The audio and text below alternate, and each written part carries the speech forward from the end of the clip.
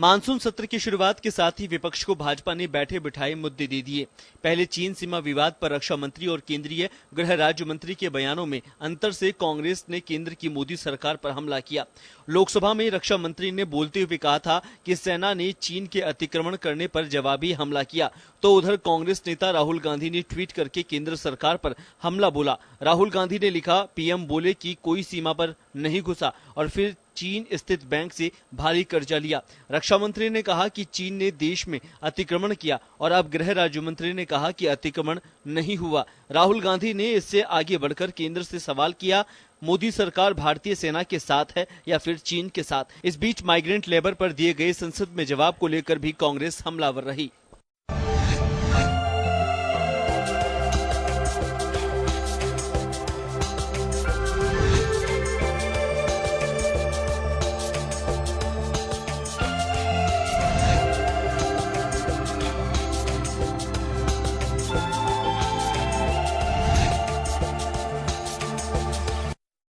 चीन और migrant labour मुद्दे पर केंद्र विपक्षी हमले से बाहर निकलती इससे पहले कृषि बिलों को लेकर कांग्रेस ने केंद्र पर हमला बोल दिया। कांग्रेस ने किसानों को पक्ष लेते हुए कहा कि ये बिल किसानों के हित में नहीं है और किसानों की इस लड़ाई में वो सरकार से लड़ाई भी लड़ेगी। चुनावी सीजन में वोट बैंक की फसल दिखने वाले किसान इस समय सड़क पर है। हरियाणा में तो पुलिस की लाठियां भी किसानों ने खाई है, लेकिन इस बीच सरकारें सिर्फ देख रही है। चुनावी सीजन के बयान अब शायद नहीं याद आ रहे, लेकिन इस बीच विपक्ष में बैठी कांग्रेस ने किसानों का साथ देने का वादा किया है। जीडीपी ग्रोथ में अहम योगदान देने वाला अन्नदाता आक्रोशित है, जिसका देश और राजनीतिक दलों पर दूरगामी असर साफ दिखाई देता है। लेकिन इस बीच विपक्ष में बैठी कांग्रेस के हाथ में जरूर केंद्र को घेरने का मुद्दा आ गया है। अब देखना होगा कि कांग्रेस इस लड़ाई को कैसे लड़ती है। ब्यूरो रिपोर्ट, जन टीवी न्यूज।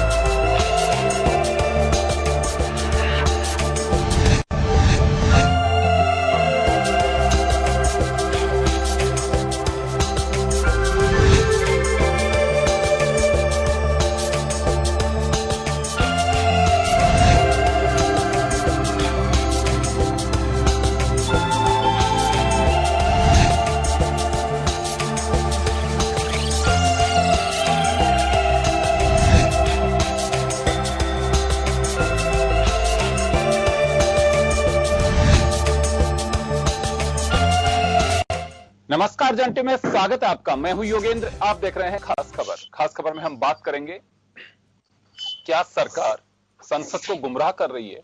यह आरोप है कांग्रेस का। अगर गुमराह कर रही है तो देश की सर्वोच्च पंचायत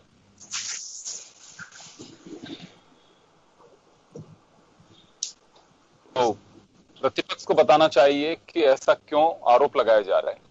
दो मुद्दे ऐसे हैं जो प्रतिपक्ष घेरने की पूरी कोशिश कर रहा है।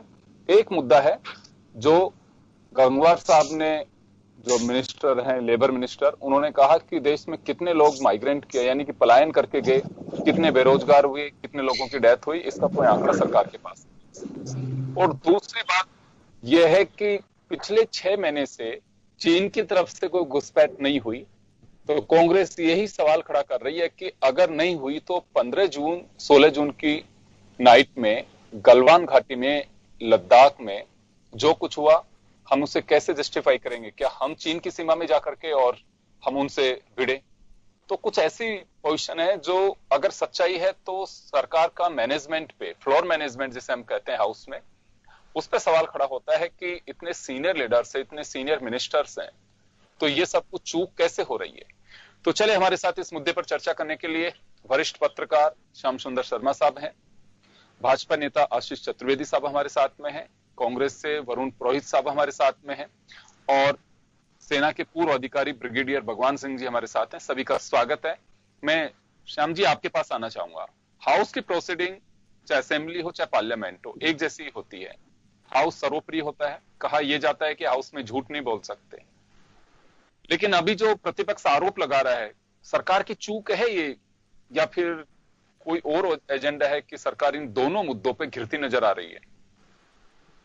देखिए योगेंद्र जी, जिस तरह की स्थितियां देश की बनी हुई है और जो कुछ सरकार ने अपनी ओर से अतारांकित प्रश्न में कहा है, तो अतारांकित प्रश्न में स्पष्टता नहीं आती है। आपको भी मालूम है कि सरकार जो कहना चाहती है वो कहती है, क्योंकि फ्लोर पे बात आती नहीं है। फ्लोर पे अगर डिस्कशन करने का मौका मिलता है तो तारांकित क्वेश्चन में उनको जवाब स्पष्टता से देना पड़ता है।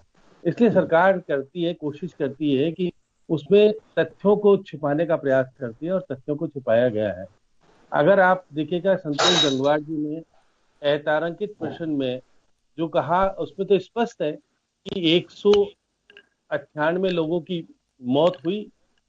जब मजदूर का आवागमन हो रहा था, 3 घटनाएं घटी, उत्तर प्रदेश में घटी, मध्य प्रदेश में घटी, और एक घटना और हुई। उसके अनुसार तो 198 लोग मारे गए। ये तो तथ्यों के आधार पर अंकित है, लेकिन सरकार ये कहकर के बच रही है क्योंकि स्पष्टता नहीं है, और ये बताना भी नहीं चाहती है कि कितने मजदूर का आवागमन हुआ, क्योंकि खुद की निश्चित रूप से गलतियां थी। और उन्होंने बाद में माना भी कि अगर कुछ नहीं हुआ तो 100 करोड़ रुपए प्रधानमंत्री सहायता कोष से क्यों जारी किए गए। तो इसका मतलब है कि मजदूरों के आवागमन के लिए, अपनी गलतियों को सुधारने के लिए 100 करोड़ रुपए दिए, क्योंकि शुरुआत में जो स्थितियां बनी थी, शुरुआत में नहीं कर पाई थी कुछ भी। तो ये बात सही है कि संतोष गंगवार जी ने कुछ तथ्यों को छिपाया है, लेकिन दूसरी ओर देखिएगा, चाइना का मामला है, उसमें मैं राजनाथ सिंह जी को सुन रहा था, राज्यसभा में जो कुछ कह रहे थे प्रश्न में, उन्होंने भले ही बहुत चीजें छिपाई हो, लेकिन जो उन्होंने बयान दिया राज्यसभा में, उन्होंने कहा कि स्थिति गंभीर है, और निश्चित रूप से उन्होंने ये भी बताया कि चाइना हमारे जो समझौते हैं द्विपक्षीय, उनकी अनुपालना नहीं कर रहा, और उसने हमारे यहाँ अंदर तक घुसपैठ की है। उसने, देखिए, बहुत सारी चीजें स्पष्ट रूप से मैं भी देख रहा था, तो कह रहे थे कि देखिएगा कि जो 1959 और 60 में हमारे बीच बातचीत हुई थी, और उसके बाद समाधान, देखिए 3800 स्क्वायर मीटर में कब्जा किया है। 1963 में पाकिस्तान ने चाइना को 5880 स्क्वायर मीटर जमीन दे दी थी, वो भी आज कब्जे में है। तो ये वो मान रहे, और ये भी माना उन्होंने कि 80,000 स्क्वायर मीटर में हमारे यहाँ चीन में का कब्जा है। श्याम जी, यहाँ एक सवाल ये है कि क्या वास्तव में इसे सरकार की चूक कहें? देखिए, ये बड़ी बात है कि कोई मिनिस्टर अगर ये बात कह रहा है, चाहे अतारांकित सवाल हो, जिसमें कि 6 महीने में कोई घुसपैठ नहीं हुई है। राजनाथ सिंह जी पूरे, उन्होंने एक एक चीज को बताया। उन्होंने पार्लियामेंट में उनकी जवाबदेही जो थी, लोकसभा में भी और राज्यसभा में भी, समय निर्धारित किया गया था। एक दिन पहले नेताओं से बातचीत हुई, लेकिन जैसे गुलाम नबी आजाद ने कहा कि चीन के मुद्दे पर कल बातचीत हो नहीं पाई थी। यहां नित्यानंद राय जी अगर ये बात कह रहे हैं कि कोई घुसपैठ नहीं हुई है, और राजनाथ सिंह जी पूरी स्थिति से अवगत करा रहे हैं, इस लिहाज से तो तो दो बातें कैसे सामने हो सकती है? अतारंकित भी हो जाए बेशक सवाल, एक जिम्मेदार जनप्रतिनिधि को सवाल पूछता है, सरकार की जिम्मेदारी होती है कि सही फैक्ट्स के साथ में उत्तर दे। देखिए योगेंद्र जी, निश्चित रूप से उन्होंने अतारंकित क्वेश्चन में स्थिति को स्पष्ट नहीं किया, और पार्लियामेंट में जो स्थितियां बनी हुई है उसमें सरकार तथ्यों को छिपा रही है निश्चित रूप से।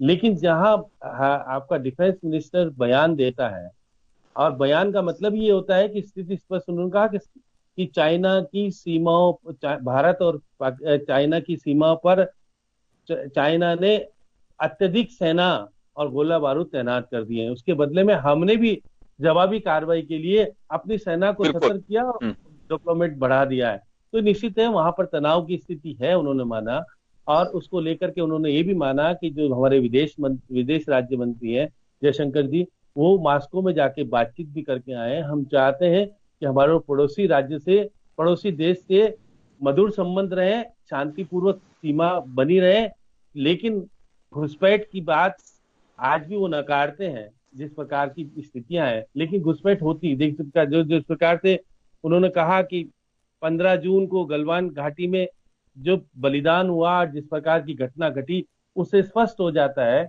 कि चाइना हमारे यहाँ जो वस्तु स्थिति सीमा निर्धारित कर रखी है हमने काल्पनिक तौर पर, जो हमने बातचीत के आधार पर पारंपरिक तरीके से कर रखी है, उसको मानना नहीं चाहता। यही सबसे बड़ी चिंता का विषय है।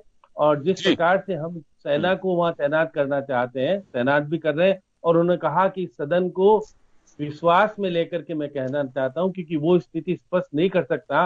मैं बिल्कुल हूँ आपके पास वापस। कुछ फैक्ट्स ऐसे होते हैं कि पूरी चीजें आपकी रणनीति एक होती है डिफेंस के ऐसी पोजीशन में, उसका खुलासा नहीं किया जा सकता। ये हर मुल्क की अपनी एक स्ट्रेटेजी होती है।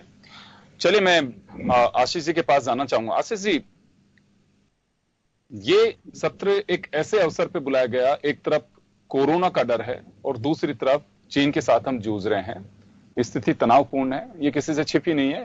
2 बार राजनाथ सिंह जी अपने बात को बता चुके हैं, लेकिन कांग्रेस हमलावर है, दूसरी पार्टियां भी हो रही हैं। उनका साफ कहना है कि सरकार 2 बयान दे रही है। पहले मोदी साहब ने कहा कि चीन की तरफ से कोई घुसपैठ नहीं हुई, और अब फिर नित्यानंद राय साहब कह रहे हैं कि 6 महीने में कोई घुसपैठ नहीं। राजनाथ सिंह जी कह रहे हैं वहां पे तनावपूर्ण स्थितियां बनी हुई हैं, और कई ऐसे फैक्ट्स हैं जो सरकार की तरफ से ही कहे गए, मसलन 15-16 जून की बात है ये, या फिर उसके बाद में 29-30 अगस्त की बात हो। तो ये कुछ ऐसी घटना है जो इंगित करती हैं कि तो ऐसे क्या हो सकता है कि सरकार दोहरे बयान दे रही है? नहीं, देखिए, इसमें तो कोई दो राय नहीं है कि स्थिति तनावपूर्ण है और स्थितियां सामान्य नहीं है। और ये बात जितने भी लोग हैं, चाहे रक्षा मंत्री हों, चाहे गृह राज्य मंत्री हों, चाहे प्रधानमंत्री जी, सबने कहा है। और जैसा भी आपने बताया कि ये क्योंकि डिफेंस का मैटर है, बहुत डेलिकेटेड मैटर है, तो कोई भी खुलासा करने से पहले उनको सोचना पड़ता है। और जहां तक रक्षा मंत्री कह रहे हैं कि जमावड़ा उन्होंने बढ़ाया है, तो उसी अनुपात में भारत की डिफेंस भी प्रॉपर तरीके से लगी हुई है। तो इसमें तो जो देश की जनता है और विपक्षी पार्टियां, उनको भी अब मानना पड़ेगा कि भारत पूरी तरह से मोदी जी के नेतृत्व में सुरक्षित है। और जैसा कहा है कि भी घुसपैठ नहीं हुई, और जो घुसपैठ की बात कर रहे हैं आप, 14 जून की जो बात हो रही है, 16 जून की, तो उसमें अब तो यूएस की भी एक रिपोर्ट आई है रिसेंटली, भी 4-5 दिन पहले, जहां पर उन्होंने माना है कि चाइना के एटलीस्ट मोर देन 60 कैजुअलिटीज हुई है। भारत ने 20 जवानों को खोया है। अब ये क्या घुसपैठ हुई या नहीं हुई, तो हमको ऐसा कि जो सरकारी सिस्टम है, जो डिफेंस मिनिस्टर कह रहे हैं, उनकी बात को हमको मानना पड़ेगा। इसमें मुझे लगता है कि राजनीति का कोई विषय ही नहीं है अभी कि हम इस पर राजनीति करें। देश की सीमाएं जो है अभी सुरक्षित हैं, कोई 1 इंच जमीन पर भी चीन ने कब्जा नहीं किया है, ये वस्तु स्थिति है आज की। जी, लेकिन ये एक्चुअल जो हमारी पोजीशन है, हम 8 फिंगर्स को मान के चलते हैं। ये मैं आपको बताना चाहूंगा कि 35,000 किलोमीटर का हमारा बॉर्डर है चाइना के साथ में, जो हम शेयर करते हैं। भगवान सिंह जी और डीपली उसे समझाएंगे।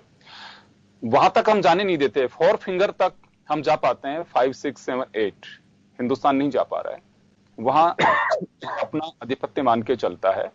और इसमें तो कोई डाउट ही नहीं है, हर देशवासी को, सरकार चाहे कोई भी हो, भरोसा होता है कि हमारी सरकार जो कुछ कर रही है उस पर भरोसा केवल राजनीतिक दलों को नहीं है आपस में। जब मनमोहन सिंह प्रधानमंत्री थे तो आप लोगों को भरोसा नहीं था। प्रधानमंत्री जी उस वक्त गुजरात के मुख्यमंत्री हुआ करते थे, जो कहते थे कि चीन लाल आंख कर लेता है और हम उसका जवाब नहीं दे पाते हैं, पाकिस्तान हमारे इधर कभी भी सीज फायर कर देता, हम जवाब नहीं दे पाते हैं। उस वक्त भी हिंदुस्तान की पब्लिक को तो भरोसा था, लेकिन आप राजनीतिक दलों को भरोसा नहीं था। वही पोजीशन आज है। आप जो कुछ कर रहे हैं जनता को भरोसा है, लेकिन आपके साथियों को भरोसा नहीं है अभी भी। राहुल गांधी ये कह रहे हैं कि हमारे वक्त की लाल आंखें नहीं हो पा रही थी, तो प्रधानमंत्री जी की अब लाल आंखें क्यों नहीं हो पा रही हैं? वहां के बैंक से 4 दिन बाद ही हम लोन ले रहे हैं, तो ऐसी क्या जी 1 मिनट, दोनों में अंतर है। देखिए, पहले जो मनमोहन सिंह जी का जो टेन्योर रहा 2004 से 14 का, उसमें बहुत सारी आतंकवादी घटनाएं होती थी, तो उसका जवाब जैसे बॉम्बे में भी हुआ, आपने देखा जो 28 नवंबर को हुआ 2008 में, तो उसका जवाब दिया नहीं गया। लेकिन मोदी जी के कार्यकाल में 2 घटनाएं और दोनों का बहुत अच्छे से प्रत्युत्तर दिया गया है। पहले हम ये मानते थे कि इंडियन जो आर्मी है वो दूसरी टेरिटरी में जाकर के स्ट्राइक नहीं कर सकती, वो सारे भ्रम हमने तोड़े हैं। और चाइना की भी जहां तक बात है, जैसे मैंने अभी कहा कि हमारे कुछ जवान शहीद हुए, निश्चित रूप से अगर वो सीमा पर तैनात हैं और रक्षा कर रहे हैं, चाइना अगर कोशिश कर रहा है तो कोशिश को विफल किया है ना हमने। उन्होंने घुसपैठ करने की कोशिश करी और हमने कोशिश को विफल किया है। जी चलिए, वरुण पुरोहित जी हमारे साथ में अभी। वरुण जी, आपके पास आना चाहूंगा। ये देश के सामने इस वक्त चुनौती का समय है, चाहे कोरोना हो, चाहे चाइना के साथ हमारा तनाव हो, या फिर और भी हमारे पड़ोसी मुल्क हैं, पाकिस्तान के साथ हम हमेशा से चलता रहता है। ये अभी आशीष जी को कहा कि अंतर है मनमोहन सिंह जी के वक्त में और मोदी जी के वक्त में, आपने सुना होगा खुद ने भी। तो ये राजनीति का वक्त नहीं है, ये सरकार को कोऑपरेट करने का वक्त है, ऐसा सत्ता पक्ष मानता है, लेकिन आप लोग नहीं मान रहे। योगेंद्र जी, डिबेट के शुरू में आपने जो प्रश्न उठाया कि सरकार आंकड़े छुपा रही है, उस पर डिबेट स्टार्ट हुई थी। चाइना का जो प्रश्न है, इस पे भी प्रधानमंत्री कुछ बोले, रक्षा मंत्री कुछ बोले, तो देश को तो कंफ्यूजन होगा। राजनीतिक पार्टी जो चुनाव जीत के सांसद आते हैं, उनका धर्म बनता है, उनका कर्तव्य है कि वो चीज पार्लियामेंट में पूछे, क्योंकि पार्लियामेंट ही तो फोरम है क्वेश्चन पूछने का सरकार से। तो अभी आप देखिए, आज इंडियन मेडिकल एसोसिएशन ने कहा है कि जो नेशनल हीरोज हैं, 382 डॉक्टर्स की डेथ हुई है, और आपके केंद्रीय हेल्थ मिनिस्टर कहते हैं कि साहब हमको, हमारे पास आंकड़े नहीं है। कितने श्रमिक आपके 110 तो लोग पेपर वाले कह रहे हैं, अखबार वाले कह रहे हैं कि 110 तो रेलवे के ऊपर, रेलवे परिसर में कहीं ना कहीं उनकी डेथ हुई श्रमिकों की। वो कह रहे हैं ये तो स्टेट का हेल्थ हो गया, स्टेट का वो सब्जेक्ट है। ये सब चीजें जो आंकड़ों से भाग रहे हैं, ये मिसमैनेजमेंट को दर्शाता है। रही बात चाइना की, तो चाइना देखिए एक बहुत बड़ा संकट है। उसके मामले में मैं मानता हूं कि हमको राजनीति, वैसे राजनीति कोई कर भी नहीं रहा है, लेकिन अगर कोई भारतीय सीमा में घुसेगा और प्रधानमंत्री का वक्तव्य अलग होगा, रक्षा मंत्री का अलग होगा, तो नेचुरली सब क्वेश्चन उठाएंगे। मीडिया भी उठा रहा है, सभी उठा रहे हैं। लेकिन जहां तक एकता का सवाल है, हमारे देश की पूरी जनता, सारी राजनीतिक पार्टियां सब एक हैं। चाइना से कोई भी एग्रेशन होगा, कोई भी गड़बड़ होगी चाइना की, तो सारे सब एकजुट होकर उसका सामना करेंगे।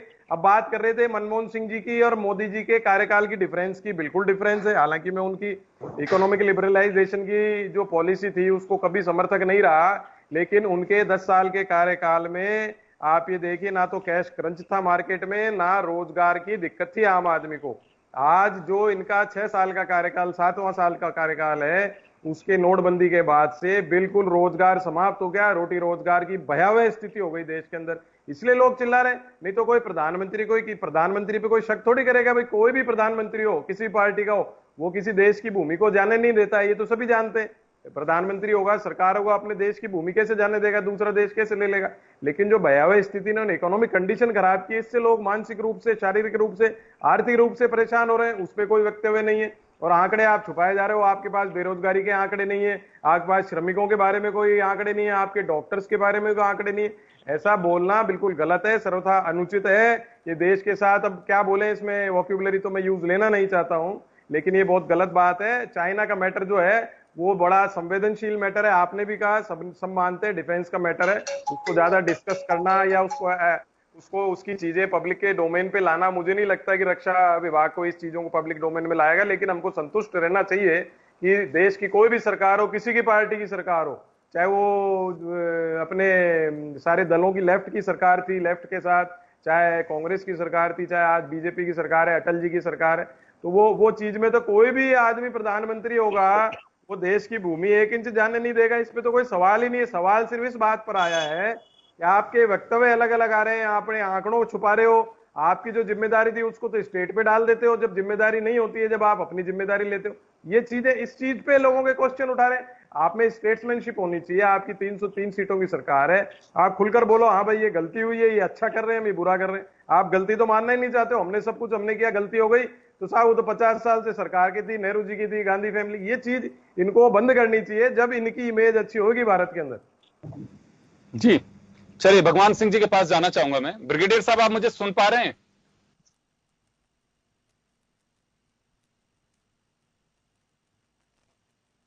जी ब्रिगेडियर साहब, आप मुझे सुन पा रहे हैं? एक चीज और ऐड कर दूं योगेंद्र जी। जी। भारत की सेना इतनी स्ट्रांग है, हमारा एक एक जो फौज का आदमी है इतना स्ट्रांग है कि हमको किसी बात की चिंता करने की आवश्यकता नहीं है। चाहे चीन हो, चाहे पाकिस्तान, तो खैर पिद्दी न पिद्दी का शोरबा है, वो तो हमारा क्या बिगाड़ेगा। लेकिन चाइना से भी डरने की जरूरत नहीं। हमारी सेना इतनी सुपर स्ट्रांग है, इसलिए जनता को किसी प्रकार से डरने की जरूरत नहीं। पर संवेदनशील मुद्दा है, इसलिए इस पे जो है रक्षा मंत्रालय पब्लिक डोमेन में अपनी चीजें नहीं ला सकता। ये तो हम भी समझते हैं। जी, हम तो लगातार इस बात कर रहे हैं कि तो राजनीतिक दलों को भरोसा रखना चाहिए कि कोई इस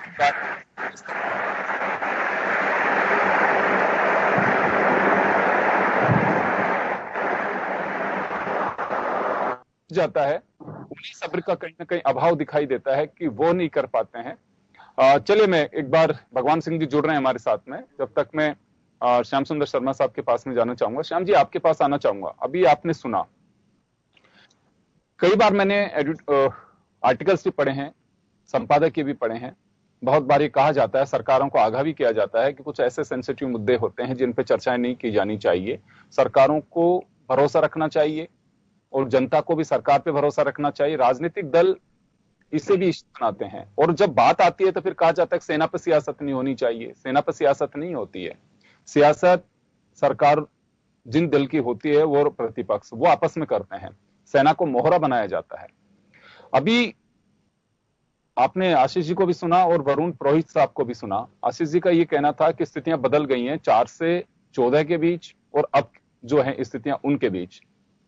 तो स्थितियां कैसे कुछ डिफरेंट लग रही हैं कि पहले सेना को ये राइट्स नहीं थे, अभी भी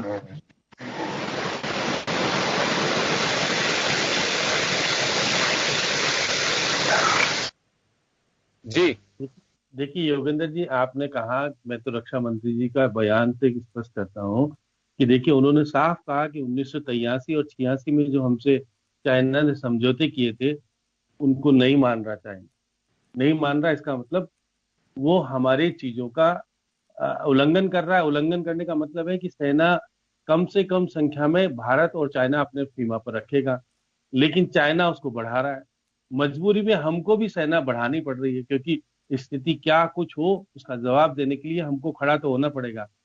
आज हमको देखिए, रक्षा मंत्री जी ने कहा है कि हमने आज की स्थिति में उनको सर्दी है तो गर्म कपड़े आधुनिक तरीके के उपलब्ध कराएं, शस्त्र उपलब्ध कराएं।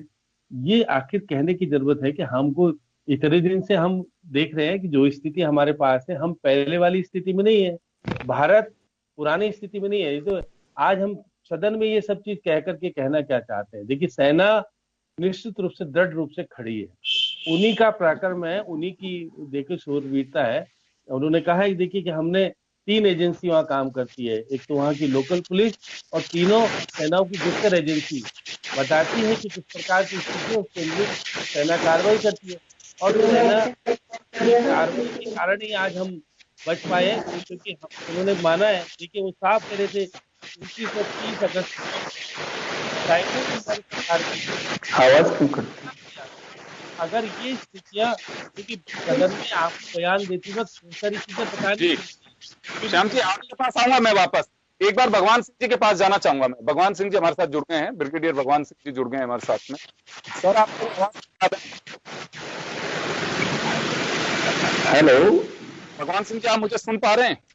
हाँ, कभी कभी आपकी आवाज कटती है मेरी बीच में। जी जी जी, मेरा सवाल ये है कि एक तो मैं ये क्लियर करना चाहूंगा कि सत्ता में जब भी पार्टियां बदलती हैं, आरोप लगाया जाता है कि डिफेंस पे राजनीति नहीं होनी चाहिए। हमें भी लगता है, पहले सेना के रूट और इन सब चीजों को लेकर के कोई ध्यान भी नहीं देता था कि ठीक है, बिल्कुल हमें कहीं हाईलाइट नहीं करना चाहिए, लेकिन अब बहुत सारी चीजें हाईलाइट, और तो ऑपरेशंस तक भी रिपोर्टिंग की जाती है वहां जाके कि ये कर रहे हैं, यहाँ पे तोप लगा दी गई है, ये हो गया, वो हो गया, सारी चीजें।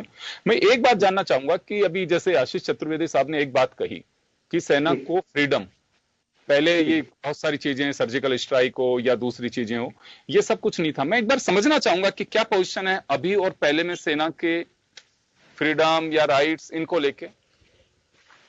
देखिए, बात यह है ऑपरेशनल लेवल पे, यानी टैक्टिकल लेवल पे आप वॉर का लेवल देखिए। एक तो स्ट्रेटेजिक लेवल है जहां पे सरकार आती है, पॉलिसी आती है, पूरे आर्म्ड फोर्सेज आते हैं, देश की ताकत पूरी आती है। वो स्ट्रेटेजी में तो आर्मी का खाली एडवाइजरी रोल है, लेकिन ऑपरेशन लेवल पे आई डोंट थिंक कोई भी गवर्नमेंट उसमें इंटरफेयर नहीं करना चाहेगी, क्योंकि आफ्टर ऑल वो जो भी ग्राउंड पे कमांडर है उसको पूरी छूट नहीं होगी तो वो ऑपरेशन कर ही नहीं सकता है, और वहां आप उसको कोई हिदायत दे भी नहीं सकते हैं। जो आदमी आज 15-20 हजार फीट की हाइट पे बैठा हुआ है, वो आदमी आप उसको कैसे काबू करोगे? यदि इसके ऊपर अटैक आ रहा है तो उसने इंस्टेंटेनियसली जवाब देना है उसका, वो कहीं हुक्म का इंतजार नहीं कर सकता है। कोई भी सिचुएशन होती है वॉर में या वॉर लाइक सिचुएशंस में, फ्लूइड सिचुएशंस होती हैं, वहां पे लोकल कमांडर को पूरी फ्लेक्सिबिलिटी होती है। इवन आर्मी की डायरेक्शंस होती हैं, ऑर्डर्स होते हैं, प्लान होती है, लेकिन वो प्लान के मुताबिक कभी कभी नहीं चलती है। उसमें आपको इनिशिएटिव लेना पड़ता है लोकल कमांडर को, वो चाहे कंपनी कमांडर हो, बटालियन कमांडर हो, ब्रिगेड कमांडर हो या डिवीजन कमांडर हो। जिस लेवल पे वो सिचुएशन डेवलप हुई है उस लेवल पे ये पहले भी था, आज भी है। सो ये तो एक कोई किसी किस्म की वो डिस्कशन का सब्जेक्ट भी नहीं है कि आर्मी को साहब आप छूट दे दी, पहले नहीं थी। नो, वो आपने अपनी छूट ली है। आप अभी यदि स्ट्राइक करना चाहते हैं, कोई बालाकोट करना चाहते हो या सर्जिकल स्ट्राइक करना चाहते हो, वो आपका डिसीजन है। आर्मी का डिसीजन एलसी के ऊपर या एलएसी के ऊपर जो एक्शन उनको करना चाहिए, उनके लिए स्टैंडिंग डायरेक्शंस है, एसओपी है, स्टैंडिंग ऑपरेटिव प्रोसीजर के मुताबिक उन्होंने एक्शन करना ही करना है। और आप यदि उसके अलावा कोई डायरेक्शन देंगे तो इसका मतलब आप you are interfering in SOP. तो इसलिए आप ये तो एक सब्जेक्ट मेरे ख्याल से नहीं होना चाहिए कि अब दे दी और पहले नहीं थी। नो, अब क्या हुआ, ये तो गवर्नमेंट की पॉलिसी अब डिफरेंट है, पहले की पॉलिसी दूसरी थी। अब मान लो आप ऑफेंसिव पे जोर देते हैं, क्या आपको ऑफेंसिव डिफेंस होनी चाहिए, तो ये एक पॉलिसी स्ट्रेटेजिक लेवल की पॉलिसी है, ये लोकल लेवल की नहीं है। आपने डायरेक्शन दे दी ऑफेंसिव डिफेंस होना चाहिए, तो अभी टैक्टिकल लेवल पे उसको ये लिबर्टी है कि वो ऑफेंसिव एक्शन से डिफेंस ले। तो इसलिए ये एक परिवर्तन आप कह सकते हैं, बट ये सरकार की पॉलिसी है, ये स्ट्रेटेजिक लेवल पे पॉलिसी है। आप जो भी, जैसे चाइना की इतनी बड़ी फौज आई है, इतना बड़ा एरिया उन्होंने इंक्रीज किया है, ये एक लोकल लेवल पे नहीं हो सकता है, ये नेशनल पॉलिसी के हिसाब से उन्होंने किया है, उनकी स्ट्रेटेजी है ये। इसी तरह से अपनी स्ट्रेटेजी है। मैं सर वापस आ रहा हूं, ब्रिगेडियर सर वापस आ रहा हूं आपके पास में, छोटे से ब्रेक के लिए रुकेंगे, ब्रेक के बाद हम जल्द लौटते हैं।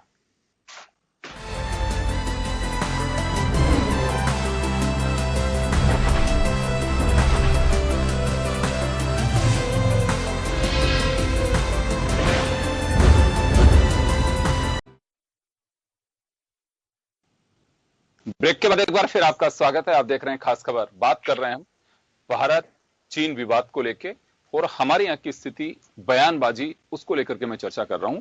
मैं एक बार वापस ब्रिगेडियर साहब के पास जाना चाहूंगा। सर, मैं एक बात जानना चाहता हूं, युद्ध की विभीषिका हर कोई जानता है, उसका अंत क्या होता है, उसके इफेक्ट्स क्या आते हैं, वो चाहे कितना ही संपन्न राष्ट्र हो, कितना ही विकासशील राष्ट्र हो, या फिर कितना ही बिगिनिंग में जो रन करते हैं वो कंट्री हो, सब जानते हैं कि हालात क्या बनते हैं, ये कोई नहीं चाहता। और ये बात भी सही है कि एलएसी जो है उसको लेकर के अभी भी दोनों तरफ से, चाइना का दावा है कि क्लियर नहीं है वास्तविक नियंत्रण रेखा, हमारी तरफ से भी कई बार है कि एक माना जाता है कि ये यहां से है, जैसे पाकिस्तान के साथ में एलओसी है, उस तरह से हमारी स्थितियां अभी बनी हुई नहीं है। तो ये सॉल्यूशन होगा या फिर इसी तरह से कुछ तनाव के हालात ही बनते रहेंगे? और अचानक ऐसा क्या हुआ कि अभी चीन इतना आक्रामक हो रहा है, पहले इतनी स्थितियां नहीं बनी? देखिए, ये सब केस पावर का है। यदि आप पावरफुल हैं तो ये बिल्कुल सही हो सकता है। उन्होंने किस तरह से रूस के साथ कैसे कर लिया, क्योंकि ये जब तक आप इंडिया पावरफुल कंट्री नहीं होगा, मिलिटरीली नहीं, पावर का मतलब है कि आपका इकोनॉमिक पावर, आपका टेक्नोलॉजिकल पावर, संपलता, जो ओवरऑल पावर है आपका, वो एक आप मिलिट्री तो इक्विपमेंट खरीद लोगे, if it is not supported, आप फाइनेंशियल सपोर्ट नहीं है, इकोनॉमिक सपोर्ट नहीं है, टेक्नोलॉजिकल सपोर्ट नहीं है, आपकी पब्लिक कितनी एजुकेटेड है, ये ह्यूमन रिसोर्सेज आपके कैसे हैं, वो नहीं है, और यदि आपकी डिप्लोमेसी, आपका जो पॉलिटिकल स्टैंडिंग है और जो आपकी गवर्नमेंट सिस्टम है, वो यदि पावरफुल नहीं है तो और पावर के कई कंपोनेंट्स हैं, तो military is one of them, but very important. Yes, military तो उस पावर को प्रोजेक्ट करती है, एक प्रोजेक्शन है, लेकिन वो प्रोजेक्शन के पीछे यदि बैकअप आपकी स्ट्रांग है तो चाइना अपने आप नहीं करता है तो मत कीजिए। जैसे आज किया हमने, टिट फॉर टैट किया है, ऑटोमेटिकली उसको बात करनी पड़ेगी, और यदि हमारे पास ताकत है तो इन्होंने जो इंग्रेज किया है वो हम उनको एविक्ट भी कर सकते हैं, और लड़ने के लिए यदि हम हैं तैयार और हम कैपेबल हैं और वो उनको पता है कि हम बड़े स्ट्रांग हैं, तो वो अपने आप खुद ही सेटल करेगा इसको, और वो जब तक हम कमजोर रहेंगे वो कभी सेटल नहीं होने देगा, क्योंकि उसको फायदा है। यदि ये असमंजस की स्थिति बनी रहे, एलएसी पे साहब क्लियर नहीं है, उनका परसेप्शन ये है, हमारा परसेप्शन ये है, उनका परसेप्शन अपनी मर्जी का है, परसेप्शन बिल्कुल क्लियर है, ये एक यहां तक हम पेट्रोलिंग करते हैं, ये हमारा दावा है, वहां यहां तक वो करते हैं, ये उनका दावा है, ये क्लियर है। इन दोनों के बीच में आपने क्या सेटलमेंट करना है, आपकी पावर के ऊपर है, आपके हाथ में डंडा कितना बड़ा है उसके ऊपर डिप्लोमेसी काम करती है। आप बातचीत बहुत अच्छी कर सकते हैं, आप बातों में उसको बहला सकते हो, लेकिन यदि बैकअप पावर की नहीं है तो ये कुछ नहीं। इसलिए मैं ये कह रहा हूं कि इसका सेटलमेंट जब ही होगा जब देश स्ट्रांग एनफ हो जाएगा, जैसे अब अपने बल पे खड़ा हुआ, आज दिखाया, उनको आंखें दिखाई, तो वो ऑटोमेटिकली अपने आप डिफेंसिव हो जाएगा। लेकिन आप यदि कहोगे बातें करते रहो, बातें करते रहो, बातों से 60 साल से तो कोई हल होता नहीं है, तो इसलिए ये तो ताकत से ही हल होगा। लाठी जिसकी भैंस, ये इंटरनेशनल अफेयर में भी है, इंडिविजुअल में भी है, तो वही सत्य है। आज आज चाइना के पास इतना हौसला कहां से हो गया कि वो कितने सारे फ्रंट एक साथ खोल लिए, क्योंकि वो सोचता है कि वो आज मोस्ट पावरफुल कंट्री है, अमेरिका को भी चैलेंज कर सकता है। भारत तो क्या चीज है। यस, हम इकोनॉमिकली इतने स्ट्रांग नहीं है, हम इतने पैसे के हिसाब से हमारे पास ये ताकत नहीं है, लेकिन हमारी मिलिट्री स्ट्रांग है, ये हम बता सकते हैं। और हमारे देश, एक जब क्राइसिस आता है, आज वो आपस में कितना भी डिस्कशन करें, लेकिन जैसे आज राज्यसभा में देखा होगा, पूरा देश एकजुट हो जाता है जब आप पूरे देश को, पूरे पार्टी, पॉलिटिकल पार्टी को। एक बात और जानना चाहूंगा ब्रिगेडियर साहब, एक सवाल हो रहा है मेरा आपसे यहाँ पे अभी, क्या सेना पे सियासत होती रही है या अब हो रही है, या कभी अभी भी कुछ नहीं हो रही है, केवल एक राजनीतिक बयानबाजी आपस में? देखिए, बात यह है, अभी मैं क्या हो रहा है ये तो सबको, आपको भी पता है, लेकिन सेना के बारे में नॉर्मली सेना को जो पॉलिटिकल डिस्कशन या कोई इलेक्शंस होते हैं या पॉलिटिकल डायलॉग चलता है, उसमें सेना को बीच में कभी लाया नहीं जाता। ये world over this is a tradition, because army को जहां आप डिफेंस फोर्सेज को इन्वॉल्व करने लग जाएगी गवर्नमेंट, तो फिर पाकिस्तान में और इंडिया में फर्क क्या रहेगा। एक डेमोक्रेसी में एक आर्मी है, डिफेंस है, वो फेसलेस है, उसका चेहरा सामने आना ही नहीं चाहिए, ना डिस्कशन में आना चाहिए, ना किसी आर्मी चीफ को आके कोई बयानबाजी करनी चाहिए जिससे कोई बिना मतलब का बवाल फैले। वो अपना चुपचाप काम करे, उसका action should display his mind. यदि उसका एक्शन ठीक है तो जनता अपने आप पहचान जाएगी वो अच्छा बोल रहा है। मैं लौटूंगा सर आपके पास, मैं श्याम जी के पास वापस जाना चाहूंगा। श्याम जी, आपके पास आना चाह रहा हूं मैं एक बात यहां पे मैं आप लोगों से शेयर करना चाहूंगा। चीन की अचानक जो आक्रामकता है, क्योंकि ये थोड़ा सा लीक से हटके मेरा सवाल है, हमारे अमेरिका के प्रति सॉफ्ट कॉर्नर जो बनता जा रहा है, एक बड़ी वजह वह तो नहीं है? क्योंकि कुछ विश्लेषक ऐसा भी मान के चल रहे हैं।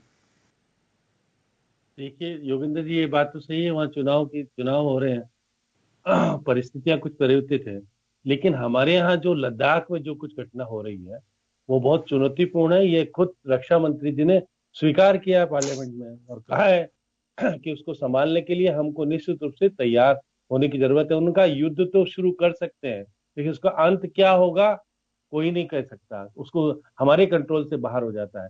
इसलिए हमको निश्चित रूप से बातचीत के जरिए शांति प्रिय तरीके से इस मामले को सुलझाना ही पड़ेगा। यही है कि 10 सितंबर को जयशंकर जी जो विदेश राज्य मंत्री वहां गए हैं, मॉस्को में बातचीत हुई है और ये बात भी उन्होंने माना है कि यह चीन नहीं मानता है 1983 से 86 के बीच जो समझौते हुए, उसके बाद 93 से 96 में जो कुछ स्वीकार किया नहीं आज भी, लेकिन भारी तादाद में चीनी सेनाओं का सीमाओं पर बढ़ना और गोला बारूद का इकट्ठा करना, उसके बाद हमारी भी जवाबी कार्रवाई में हमने भी सेना को मजबूत स्थिति में लाने का प्रयास किया है।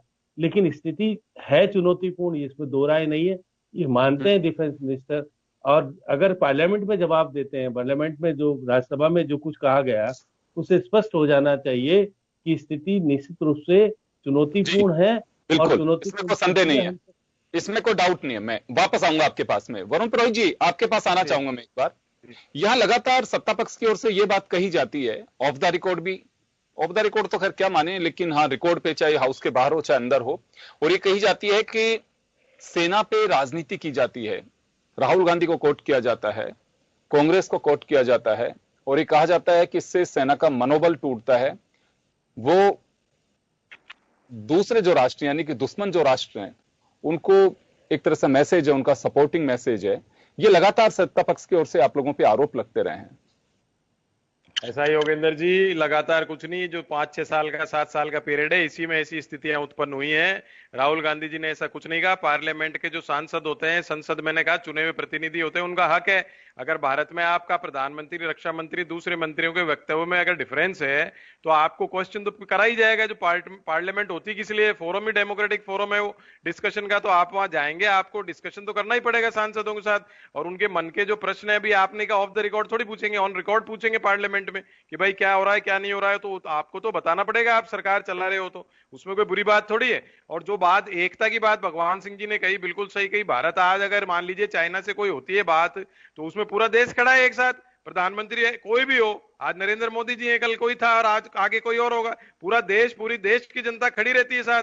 ये तो हमने देखा है, ये दोनों पाकिस्तान वॉर में, चाइना वॉर में, ठीक है उस समय हमारे पास संसाधन कम थे, जैसे जैसे संसाधन बढ़ते चले गए हम अपनी पावर बढ़ाते चले गए। आज जो सबसे बड़ा प्रश्न है वो इकोनॉमिक हालात का है, ब्रिगेडियर साहब ने भी उठाया, इन्होंने इनकी मिसमैनेजमेंट से इकोनॉमी खराब हो गई, उसके कारण ही चाइना का दिमाग खराब हो रहा है। चाइना अपने आप को बड़ा समझने लग गया। आप चाइना से, आपने खुद ने भी बोला डिबेट में कि आपके वहां पे गलवान में ऐसा होता है और उसके बाद फिर आप चाइना से लोन लेते हो, तो उसके इंप्रेशन क्या जाएगा कि मैंने इनके आदमियों को शहीद कर दिया, उसके बाद भी हमसे पैसा मांग रहे हैं, इसका मतलब इनकी माली हालत अच्छी नहीं है। आपकी नहीं भी होती तो चाइना से आपको लोन लेने की क्या आवश्यकता थी, छोड़ देते। जब आपसे इतनी बढ़िया दोस्ती आपकी ट्रंप साहब के साथ है तो अमेरिका से लोन ले लेते, वर्ल्ड बैंक से लेते, और कोई ऑप्शन लेते। आपके खाली चाइनीज ऐप बंद करने से थोड़ी आप उसको डरा सकते हो। आपको टोटल जितना उसका इन्वेस्टमेंट के अलावा इंटरनेशनल एग्रीमेंट्स को छोड़ करके जितना भी आप उसके यहाँ पर जो भी कंपनीज यहाँ पे काम करने के लिए आई है, डायरेक्टली और इनडायरेक्टली भी भारतीय कंपनियों के थ्रू आई हुई है, उनको आप तुरंत एक सूची बनाइए, जनता के सामने पेश कीजिए, चाहे पार्लियामेंट में, ये 100 कंपनी 50 कंपनी चाइना की हमारे यहाँ घुसी भी, उनको बंद करिए उनका कारोबार। जनता मना कर रही है क्या? जनता तो तैयार है आपके साथ। जनता ने तो कोरोना के टाइम भी आपके साथ थाली कटोरे बजा लिए, आपके साथ मोमबत्ती जले, जनता तो आज भी रेडी है। आप कोई बात तो करो कोई ऐसी, आप आंकड़े छुपा रहे हो, आपके पास डॉक्टर्स के आंकड़े नहीं है, श्रमिकों के आंकड़े नहीं है, ये चीजें कोई आप बताइए कोई मतलब वाजिब है क्या? क्या आप पार्लियामेंट में आंकड़े नहीं बता पा रहे हो तो इसका मतलब आप मिसमैनेजमेंट कर रहे हो।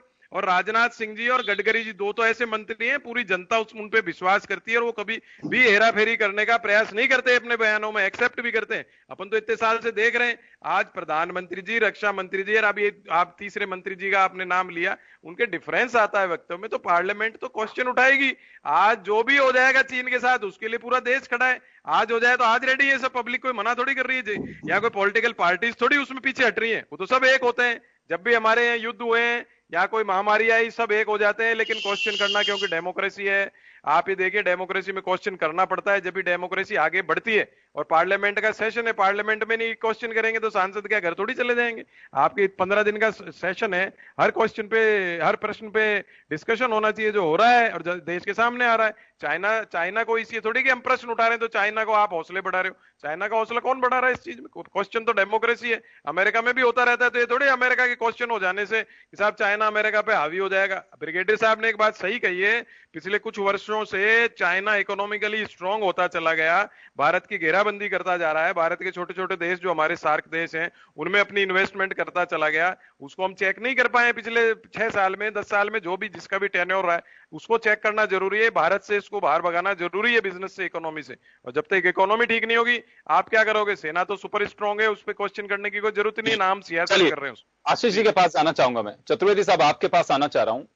एक दो सवाल कांग्रेस खड़ा कर रही है कि जो घटना हुई 15 जून को और उसके 4 दिन बाद ही आप बीजिंग से लोन ले रहे हैं, तो ये एक बड़ी, अभी भी ये बात कभी पब्लिक डोमेन में आई है भी। ये कांग्रेस ने आरोप लगाया है कि ऐसी क्या मजबूरी हो गई थी कि हमने 2 लोन इतने इतने बड़े ले लिए जब चीजों को हम खारिज कर रहे हैं। और दूसरा ये सवाल कई लोग उठा चुके हैं कि आपने बात सही है कि 138 कितने ऐप पे आपको बैन कर दिया, बहुत अच्छी बात है, डेटा भी जा रहे थे, लेकिन अभी ऐसे कई इन्वेस्टर्स हैं जो वाया भारतीय कंपनियां, उनके शेयर्स हैं बाकायदा, वो अभी भी यहां पे रन कर रही हैं। ये कैसे? और दूसरा, एक लगातार आप लोग ये बात कहते हैं कि सेना पर सियासत कर रही है प्रतिपक्ष, सेना का मनोबल तोड़ रहे हैं, तो सवाल करने से मनोबल टूट जाता है? नहीं, देखिए योगेंद्र जी, सवाल करने का कोई विषय नहीं, सवाल करे, लेकिन जब आर्मी स्वयं आकर के एक प्रेस कॉन्फ्रेंस करती है और कुछ बताती है कि हमने आज यहाँ पे सर्जिकल स्ट्राइक की और इतने इतने लोगों की कैजुअलिटीज हुई है, तो वो जो पूरा प्रकरण हुआ बालाकोट का, उसमें आर्मी ने स्टेटमेंट दिया, किसी पॉलिटिकल लीडरशिप ने कोई स्टेटमेंट नहीं दिया। उसको राहुल गांधी जी और कांग्रेस के लोग सवाल पूछ रहे हैं। सर आशीष जी, आर्मी से ही तो सवाल किए जा रहे हैं ना, हम कभी उचित नहीं मान रहे, कभी आर्मी इस तरह से फ्रंट लाइन पे आके कभी प्रेस कॉन्फ्रेंस नहीं करती है। देखिएगा, उसमें 2 विषय था। देखिए, वो जो था वो चुनाव के दौरान का पीरियड था। अगर वहां पे कोई पॉलिटिकल लीडर इस प्रकार से स्टेटमेंट देता तो फिर कांग्रेस ये आरोप लगाती कि साहब भारतीय जनता पार्टी राजनीति कर रही है, इनके लोग प्रेस कॉन्फ्रेंस कर रहे हैं। तो आप बताइए उस समय तो कौन करेगा प्रेस कॉन्फ्रेंस? तो बाद में मानना चाहिए। हाँ, चलिए, अभी जो घटना हुई है, जो कांग्रेस सवाल खड़ा कर रही है कि जून में घटना होती है 15-16 तारीख को और 19 को आप लोग लोन ले रहे हो, वही से इसकी मुझे जानकारी नहीं है, तो मैं भी इस पे तो पार्लियामेंट, आपकी बात ठीक है, लेकिन जरिए जानकारी जुटाई गई है, कांग्रेस ने बाकायदा इसके डॉक्यूमेंट जारी किए हैं कि 4 दिन में ऐसा क्या हुआ कि हम इतना बड़ा लोन ले रहे हैं। और दूसरा, उन एप्स को तो आपने बंद कर दिया, लेकिन जो वाया इंडियन कंपनीज, उनके रूट के माध्यम से जो आज भी बिजनेस रन कर रहे हैं, उन लोगों का क्या? उस पर कई बार सवाल देखिए योगेंद्र जी, ऐसा है कि सब कुछ जो चीजें तय हुई है वो एक साथ नहीं होगी ना, धीरे धीरे होंगी। आपने देखा वो ऐप में भी हमने पहले कुछ ऐप पहले बैन किए, कुछ बाद में किए, आगे भी कुछ चीजें होंगी। तो गवर्नमेंट को जब लगता है कि जो चीज उचित होगी निश्चित समय पर वो की जाएगी। अब आगे क्या होना है तो गवर्नमेंट को पता है, बड़ी कॉन्फिडेंशियल चीजें वहां क्या चल रहा है, देखिए तो सरकार निर्णय लेगी और कब करना है, क्या करना है।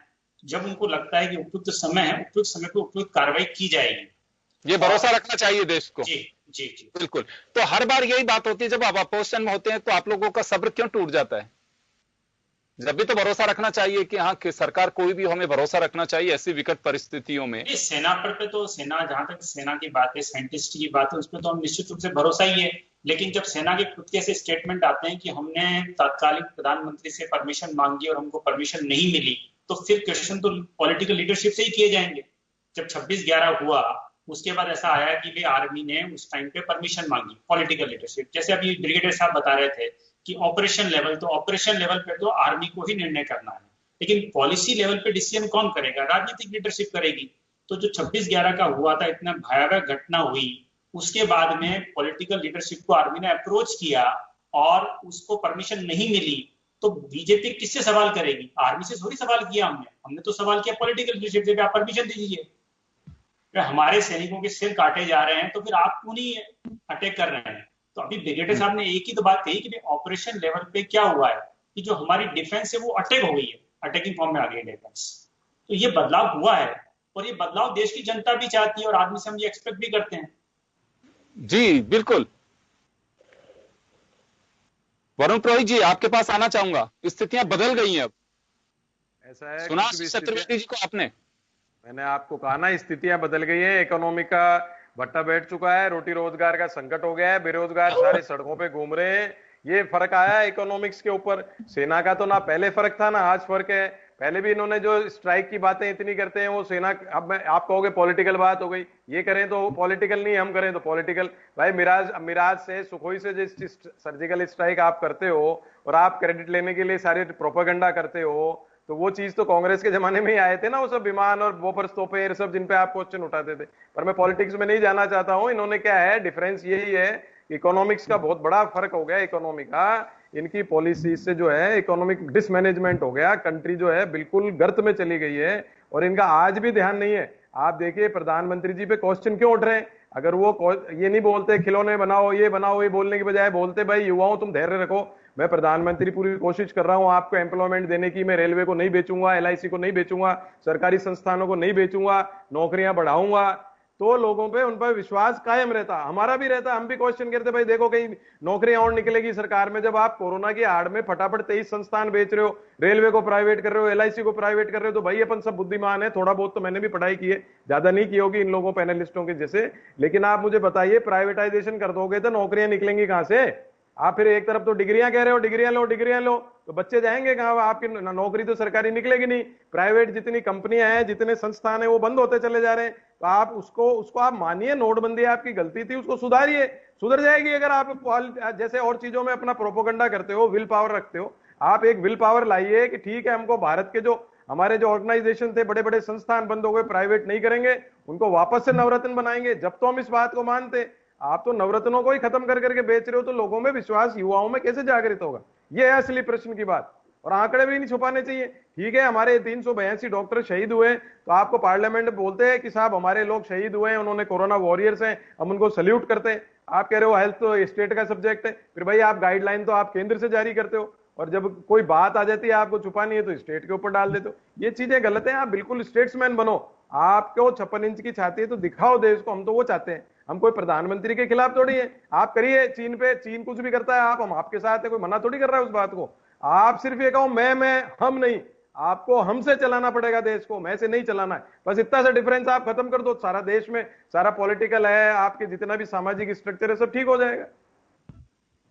जी आशीष जी, आपके पास आऊंगा, लेकिन मैं भगवान सिंह जी के पास जाना चाहूंगा एक बार पहले। सिंह साहब, आपके पास आना चाह रहा हूं मैं। बॉर्डर की स्थिति को लेकर के आपने कहा कि दो चीजें होती हैं, कि एक ऑपरेशनल मोड और एक होता है एडमिनिस्ट्रेटिव जो मोड है, वो कि वो सरकार को निर्णय करना पड़ता है कि हमें किस रूट पे कैसे जाना है। एक्सपीरियंस क्या कहता है अभी आपका? ये बात सही है कि युद्ध में थोपना, युद्ध में झोंकना बहुत सहज है, लेकिन उसके परिणाम कितना लंबा चलेगा ये आपके हाथ में नहीं है। चाहे कारगिल का ही हम एक करके चलें, जो 62 के बाद में, एक 71 के बाद में एक जो बड़ा अगर कहीं पे स्थितियां बनी हैं, तो वो जिसे हम झड़प नहीं कह सकते, बाकायदा एक युद्ध की स्थिति बनी थी, और इसे अनाउंस भी किया गया था कि कारगिल में युद्ध चल रहा भारत और पाकिस्तान के बीच में। तो कुछ सहजता के साथ, समझौते के साथ में, क्योंकि जूझ तो देखिए परिस्थितियों से चाइना भी रहा है, वो बात ठीक है कि हमसे इकोनॉमिक पावर ज्यादा है उसके पास में, लेकिन हालात वहां भी इतने अच्छे नहीं है। तो यहाँ एक मैसेज की सियासत हो रही है चाइना की तरफ से या क्या? क्योंकि वहां पे इंटरनली शी जिनपिंग जो है उनका भी विरोध शुरू हो चुका है, तो एक मैसेज तो नहीं दे रहे कि चाइना को की तरफ से चाइनीज को हिंदुस्तान के साथ लोगों को एक भ्रम पैदा करके या फिर हिंदुस्तान के खिलाफ जहर घोल के, ऐसा तो नहीं लगता?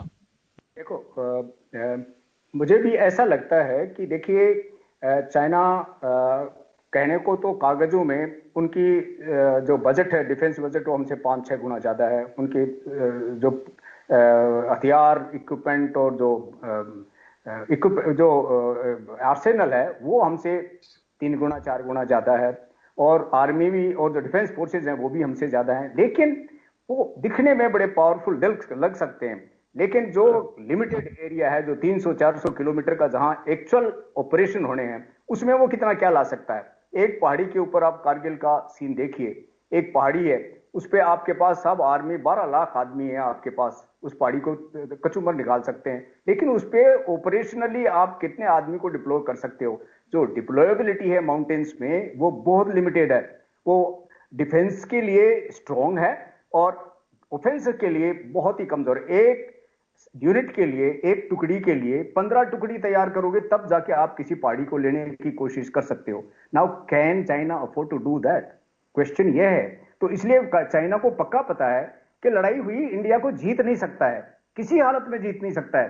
हो सकता है हम आगे उनसे हम भी ना जीत पाए, लेकिन वो हमको डिफेंस में हरा नहीं सकता है। हम जहां बैठ गए वो वहां से एविक्ट नहीं कर पाएगा हमको, कितनी भी कोशिश कर ले, लाख कोशिश कर ले, क्योंकि वो जितने डिप्लॉय करेगा वो सब हम बर्बाद कर देंगे और वो फिर डिप्लॉय करेगा, फिर बर्बाद कर देंगे हमको। आप पहाड़ी के ऊपर बैठा है, जो पत्थर फेंका है वो देखिए, आप कुछ रजाकार से बैठे हुए थे, कुछ एक फ्यू ट्रूप्स कारगिल में तोलोलिंग की हाइट पे 48.0 की हाइट पे बैठे हुए थे।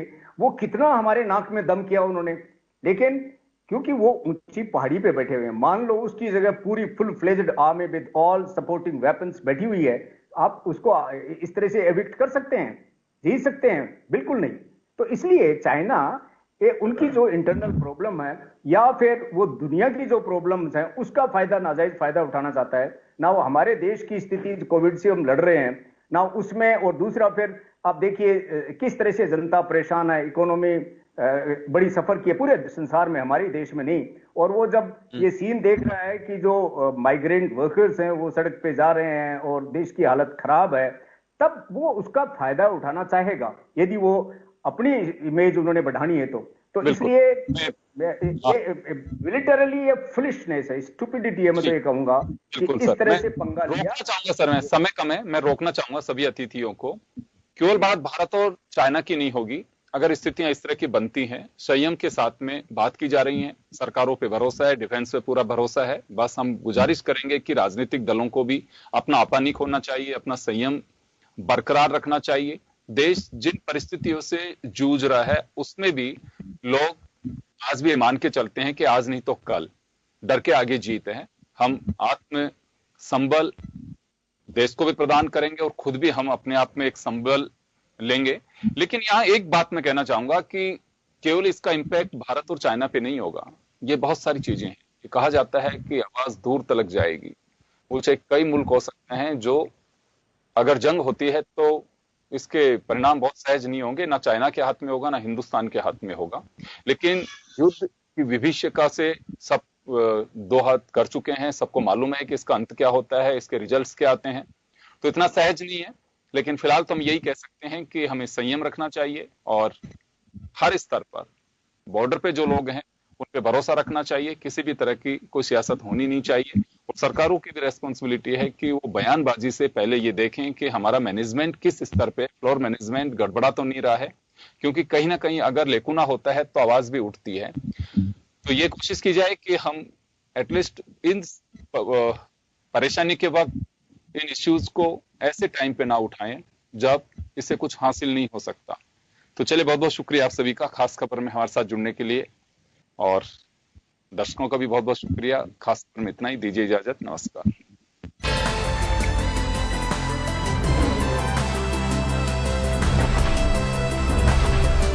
जन टीवी की लेटेस्ट अपडेट पाने के लिए हमारे चैनल को जरूर सब्सक्राइब करें और नोटिफिकेशन पाने के लिए बेल आइकॉन दबाएं।